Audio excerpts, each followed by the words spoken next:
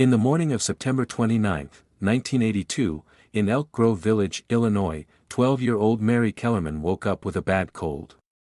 Her parents gave her one pill, an extra-strength Tylenol capsule. By 7 a.m., Mary was dead. Later that day, 20 miles away, postal worker Adam Janis collapsed. The cause of death was initially ruled a massive heart attack. But here is the truth: Adam had also just taken Tylenol. And within 48 hours, 7 people, entirely unrelated, living in different Chicago suburbs, were dead.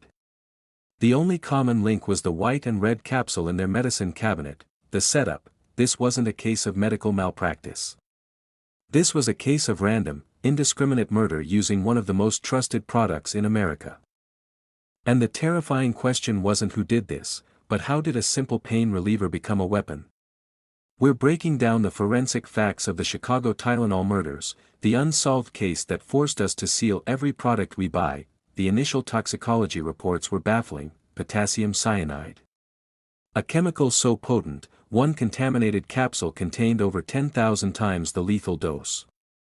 Crucially, the poison was placed inside the gelatin capsules. This pill type was popular precisely because it was easy to swallow, but that smooth casing also made it horrifyingly easy to tamper with. Victim connection: the 3 Janis family members, Adam, his brother Stanley, and Stanley's wife Teresa, all died after taking pills from the exact same bottle.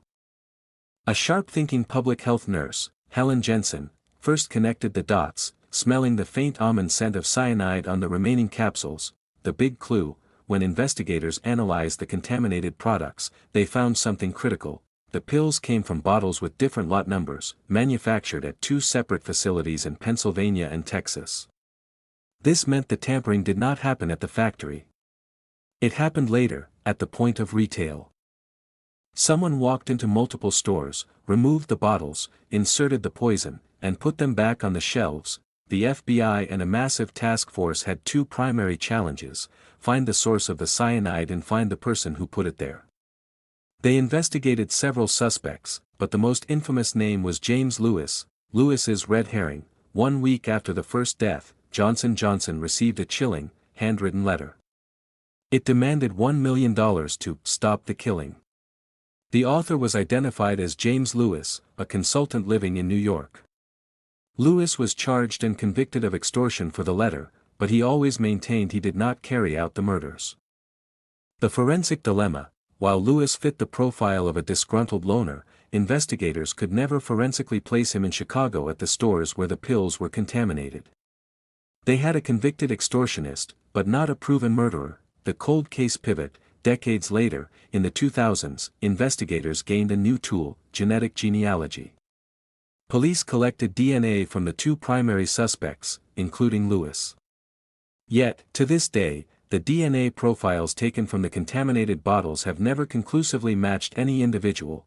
The Tylenol murders were one of the first domestic terror attacks of its kind, and the country's panic was immediate.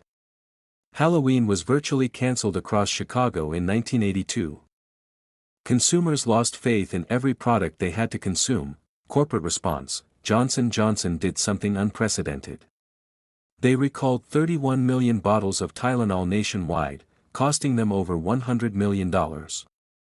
It was a masterclass in crisis management, placing public safety first, and critics who predicted the death of the Tylenol brand were proven wrong. The new standard: this tragedy led directly to the Federal Anti-Tampering Act in 1983, making product tampering a felony.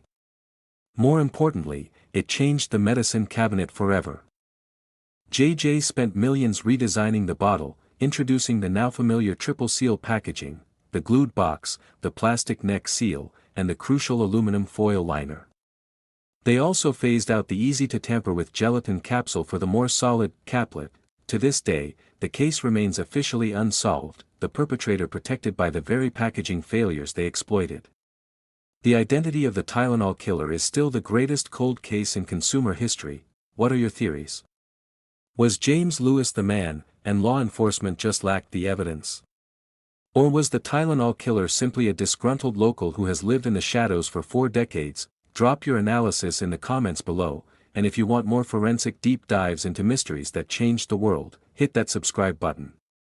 Next week, we break down the forensic evidence that finally cracked the Golden State Killer case.